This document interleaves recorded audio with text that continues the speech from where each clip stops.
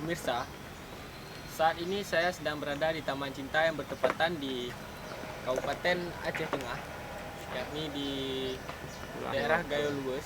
Di Bupati itu. Seperti yang kita lihat, suasana di sini ialah taman kanak-kanak yang dulunya menjadi taman favorit warga setempat.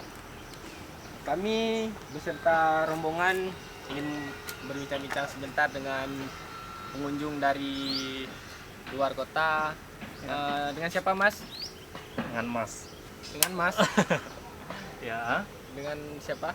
Dengan Mas Runto. Oh, dengan Mas Runto. Ya. Ini Bang Mas Runto dari mana? Maaf ya, Anda siapa? Oh, kami dari acara Gila-Gilaan. Oh, iya. Jadi apa? Mau wawancara saya? Ya, sedikit wawancara.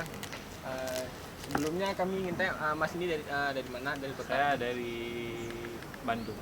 Oh, dari Bandung. Ternyata pemirsa banyak juga pengunjung, selain pengunjung lokal, bahkan dari luar daerah pun Iya.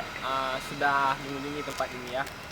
Bagaimana menurut Anda, Mas, soal tempat taman kanak-kanak pada zaman dahulu Menurut ini? saya taman ini cukup bagus. Makanya saya dari luar kota pun tertarik untuk datang ke sini.